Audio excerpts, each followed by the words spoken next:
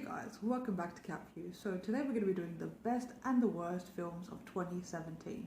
So get your comfy hoodie ready, get your snacks, get your beverage and sit around with me, get your pen and your paper ready because yes, I'm old school and I still use a pen and a paper and write down this list because these are going to be some awesome films that came out in 2017 and then a few not so great films that came out in 2017. So in no particular order, let's get going. Are you ready?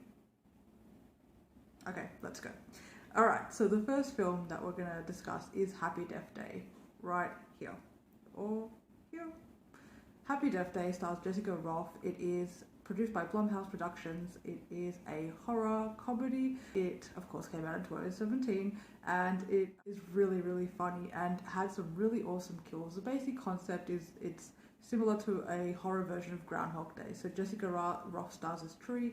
She actually lives her day and you see her life, and then she gets killed and murdered by someone wearing a baby mask and essentially gets woken up and the same thing starts to happen. It's like a deja vu situation. She realizes that it's turned into her living the same day over and over and getting murdered in different gruesome ways over and over, which is actually really cool. I really give points and props to the creative side of the kills that are featured in this film. So that one is really quite fun. It's a really good time if you like horror but nothing like super scary. This is a good time, so definitely on the list of one of the best movies to watch out of 2017 and definitely one of the best horrors of 2017 for sure. Next film on the list is going to be Atomic Blonde. Now Atomic Blonde is such a good film. Atomic Blonde stars Charlize Theron, it stars James McAvoy, it stars Sofia Boutella, and this is basically a spy thriller action. Charlize Theron produced this and essentially she plays a spy who has to track down another spy who's been killing their spies. Did I explain that correctly? Probably not. Google and IMDb will be much better than me, but it is a really good film.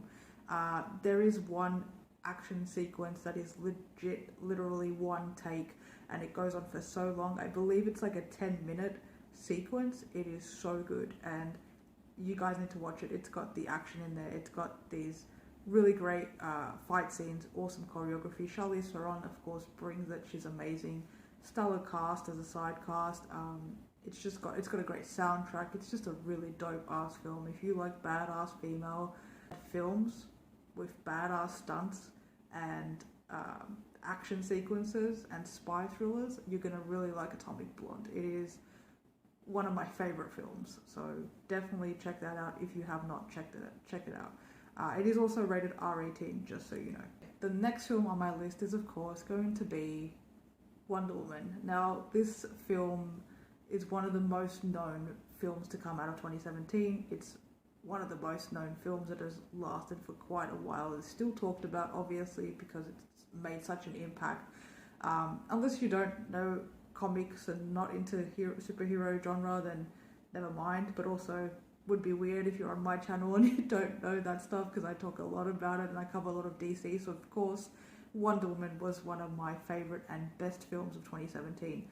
Stars Gal Gadot, Chris Pine, and it is just such a good, beautiful film. The cinematography is amazing, the writing is really, really good, and it's just such a cool film. It shows the origins of Diana, of course, and you see her being Wonder Woman, and she comes into Man's Land from Themyscira with Chris Pine, his character, and basically tries to find Ares and destroy the god of war. And yeah, that's pretty much the concept and premise of this film. But it's really amazing to see a live action Diana and the way Gal Gadot performed and everything. It's a fantastic film. Also, I think there's a scene in there that is the first female-led action scene in history with the Amazons, and that is amazing. So visually it's just stunning. This film should be watched in a theatre, to be fair, but if you have a huge ass TV, watch it there. But also definitely something that you can immerse yourself in. So this is a film that I would suggest that you watch when you're by yourself, that maybe you don't have noises or kids around or distraction. Just chuck on a headset, surround sound, whatever you've got, and really just enjoy this film for what it is. It's really badass. There's some dope ass action sequences. This was directed by Patty Jenkins, but produced also by Zack Snyder. So the action sequences are amazing. The CG and special effects are amazing. The costume design is amazing. Again, the cinematography. It's a sick ass film, and you'll really like it if you are into comic book films. Even if you're not, it's really a good film and worth the watch. Okay, next on my list is Logan. Now, Logan stars Hugh Jackman and Patrick Stewart. Of course, this is based off of Wolverine with the X-Men, so you see this is after all the X-Men films, so you see Logan and Professor X, so Patrick Stewart, and you see them, this is like a standalone film that is based off of the events of the previous X-Men films. And essentially you see like this dire situation where Logan is really run down and he's destroyed, and Professor X is like kind of deteriorating, his mind is sort of gone, and Logan is essentially taking care of him. And it's just really sort of raw and graphic and violent and depressing, I'm not gonna lie. It's a very intense film. And then we also see another character introduced. I don't want to spoil too much, but we see a younger character introduced, and Logan sort of takes her under his wing, and the movie sort of progresses, and it's actually this really haunting but beautiful dynamic of a family in a weird way, kind of like your nuclear family and this road trip situation. And yeah, it's got a lot of throwback themes. It's got it's very X-Men oriented, but it's also very much of a standalone film that doesn't feel like an X-Men film or something you've seen before. But yeah, it's very heavy and intense, but it's a amazing film. Definitely one of the best to come out of 2017. Again, if you like sort of like those types of films with action hero sort of films, or you're a fan of the X-Men and you haven't seen this for some reason, definitely check out Logan. Very, very good. The next film on my list is American Assassin. Now, this film stars Michael Keaton, it stars Dylan O'Brien, and this is pretty much a story that reminded me of The Punisher. If you ever watched the Thomas Jane Punisher film, this reminds me of that essentially, but with a assassin spy kind of twist to it. There's definitely a lot of action in this. It's sad, but again, the storyline starts the same. There's a young agent who loses someone, and we see this trauma, and then he's basically recruited to become a spy and infiltrate, I think it's terrorists, or he's basically trying to find the people that destroyed his life, and this agency is trying to recruit him and basically put his anger and skill set to use to work for them. And that's essentially the premise and concept of this film. It's really good. I'm not a huge fan of Dylan O'Brien. I haven't watched the Maze Runner films, but I did really enjoy him as Styles in Teen Wolf, so that's my soft spot. So yeah, I gave this a go, but mostly because of the action thriller part about it. Like, I like action thriller films. I like spy films a lot, and Michael Keaton was in it, so I gave it a go. But Dylan O'Brien, held his own. The only complaint I have about the film is that, like, to me, as a fan of those kinds of films, when I watch a spy thriller, I really want the spies to be agile and fit, like really tough. And the only thing that I find a bit funny is Dylan O'Brien's build is quite thin and small. So I just didn't find that super believable. But that was really a minor nitpick. This film is really quite a good watch, and definitely one of the better ones to come out of 2017, and it's just constructed really well. The writing is good, it's produced well, so definitely give this one a go if you're into action thrillers or you like Michael Keaton. The next film on my list is another action spy thriller, kinda, not really. It's more of an action comedy, I would say, and that is The Hitman's Bodyguard. Now, this stars Ryan Reynolds, Samuel L. Jackson, Salma Hayek, and it is just hilarious. Yes, it is an action spy kind of film, but it honestly is such a comedy. It is just hilarious. Ryan Reynolds and Samuel L. Jackson teaming up is so funny. This film made me laugh so much out loud constantly, which doesn't really happen. Sometimes you get a giggle out of me, but to have something that is a action film and then you throw Ryan Reynolds into that mix, and then you add Samuel L. Jackson, and then you put Salma Hayek between them. It's just a combination for good laughs and a good time, and it's really funny. The action is actually really, really good. It's really well choreographed, and there's some really cool car chase scenes, some explosions. Like, it's actually done really well. It's shot well. It's shot on location, so it's really visually appealing as well. And again, you're just gonna laugh your ass off. It's a good time. You're gonna have a good time with this one. So definitely check out The Hitman's Bodyguard. The next film on my list is The Mountain Between Us. Now, this stars Idris Elba and Kate Winslet. I love Kate Winslet. I'm a big fan of Idris Elba too, but I love Kate Winslet. I have loved Kate Winslet since Titanic, which is my favorite film of all time.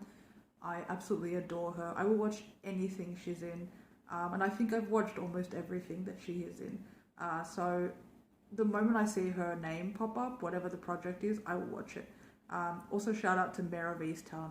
If you haven't seen that, she's amazing in that. That was a limited series. She was really great in that. But back to The Mountain Between Us. Now, this film is basically about these two people that don't know each other, and they basically share a flight because they're both trying to get to the same destination. So they decide to share a flight, and there's a plane crash, and unfortunately they get stranded in the wilderness on a snowy mountain, and they need to rely on each other to survive basically. And they are complete strangers that had just met and only known each other for like this short brief amount of time on the flight before it crashed. So you see this sort of survival journey between these two people, and like you really get to feel like what that would be like. It really immerses you in this situation of imagining like what would it be like if this happened to me, like what would I do, and you have to rely on this other person that you don't know.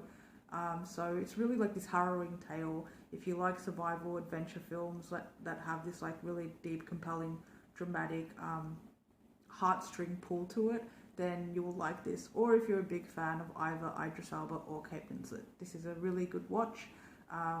Definitely something to probably watch by yourself. It's gonna pull on your heartstrings for sure. It's an intense situation, so definitely one of the better films again of 2017, worth a watch. My next film on the list is Rough Night. Now, this is a straight up comedy. This is hilarious. It's a chick flick comedy, so it's an all female cast. For the most part, it's a female led cast and ensemble. It stars Scarlett Johansson, Zoe Kravitz, Kate McKinnon, who's hilarious. Also, I always forget her name, but this chick, she's super funny in the film. And then also this chick, who's also super funny in the film. I'm sorry, they're really hilarious comedic actresses. I just always forget their names. But yeah, so this film basically is a similar version, a female version of The Hangover, if you will. It also reminds me of this old film that I watched, it was a long time ago, and I'm going to drop it down here because I forget the title, it was so long ago, but it reminds me of that. Like, there are elements in this film that I feel like they definitely took from that film. Like, if you could combine that film with The Hangover and mash it up with a female cast, that's what Rough Night is. So for me, this was like super funny. It starts off with a college friends that are best friends, these two best friends, and they go through life together, and Scarlett Johansson's character is getting married, so they decide to take her away and throw her this like bachelorette weekend night out sort of a thing. And really nice place, and like they all meet up again, and just basically bad things happen. They hire a stripper and things take a turn and go very wrong, and then it's sort of like this like situation where they have to sort of cover up something, and everything just goes haywire, and it's absolutely hilarious. It's ridiculously hilarious, and again made me laugh out loud, which a lot of comedies try but don't really do.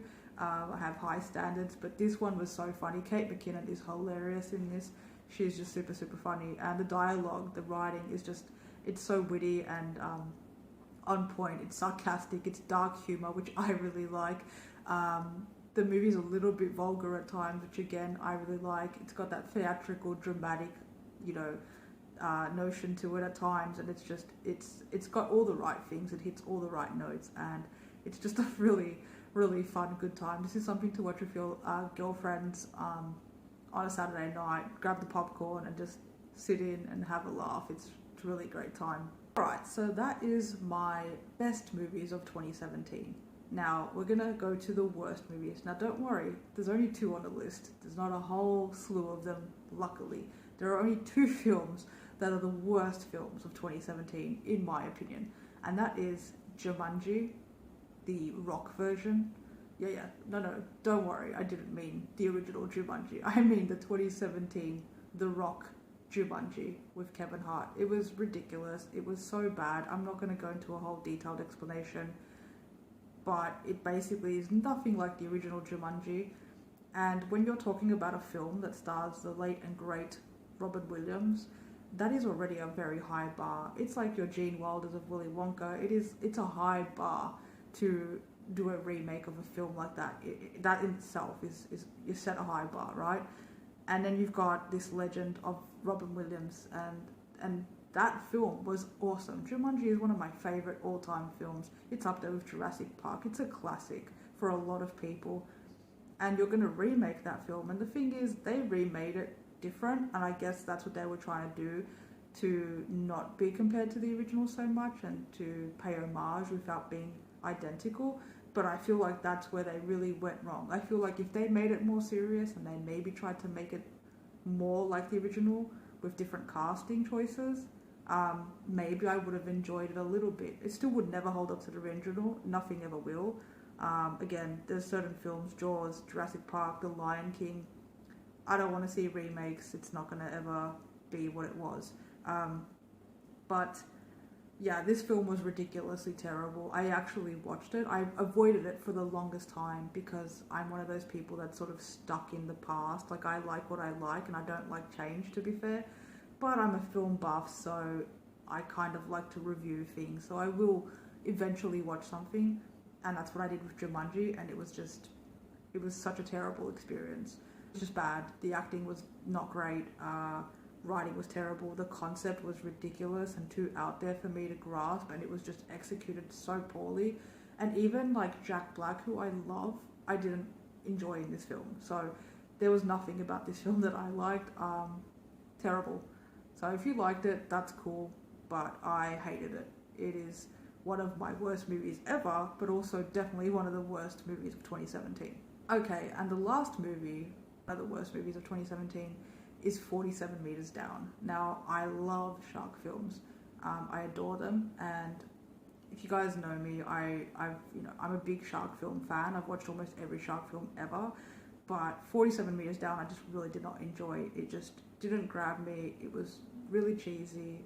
It was just bad dialogue, and I didn't like the performances, which, it just didn't grab me. So definitely one of the least liked shark films and one of the least liked films of 2017. So that is, again, one of the worst.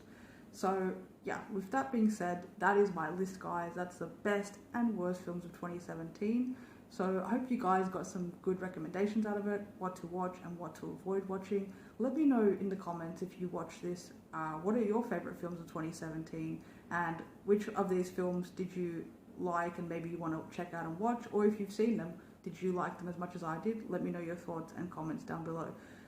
Please subscribe and like. I really appreciate it. If you're enjoying the content, it really helps me out. And thank you again so much for watching, and I'll catch you guys later.